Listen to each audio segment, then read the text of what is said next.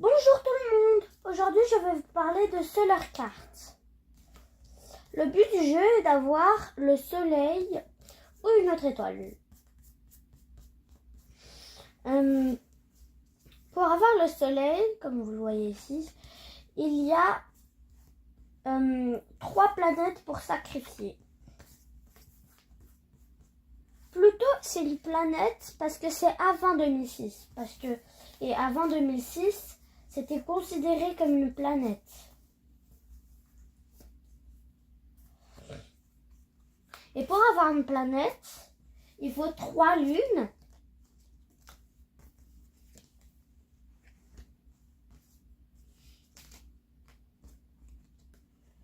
Ou une planète naine. Pour avoir une planète naine, il faut une lune. Alors,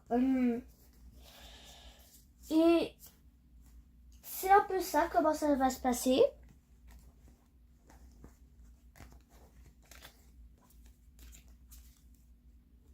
Et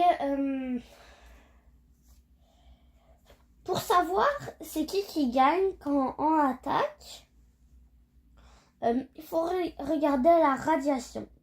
Celui qui a le rayon. Celui qui a le rayon le plus grand pourra battre l'autre. Alors, l'autre, il aura dans le cimetière les anomalies cartes.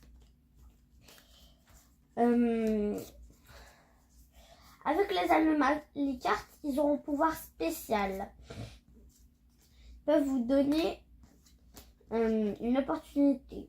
Par exemple, voir les cartes de votre adversaire.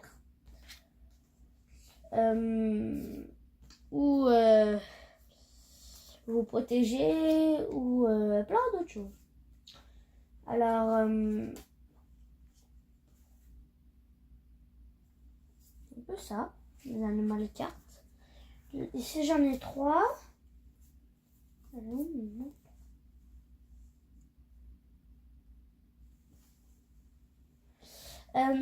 je vais vous présenter ces 3-là.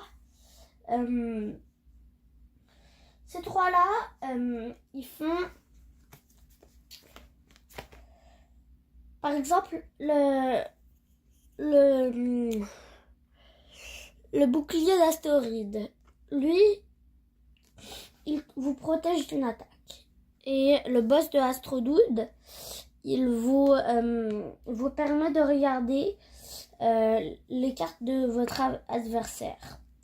Ça vous permet de faire une autre action. Et ça, c'est la première étape, les cartes animales. Alors, une action, c'est que soit tu mets une carte, soit tu sacrifies des cartes pour avoir une planète naine ou le soleil. Soit tu peux attaquer. Alors, c'est ça un peu. Alors, pour la troisième action, c'est le mouvement. La troisième étape. Alors, imaginons que vous avez Hyperion et Vénus. Vous pouvez bouger Hyperion, bouger Vénus pour défendre, mais aucun des deux peut attaquer dans ce cas. Si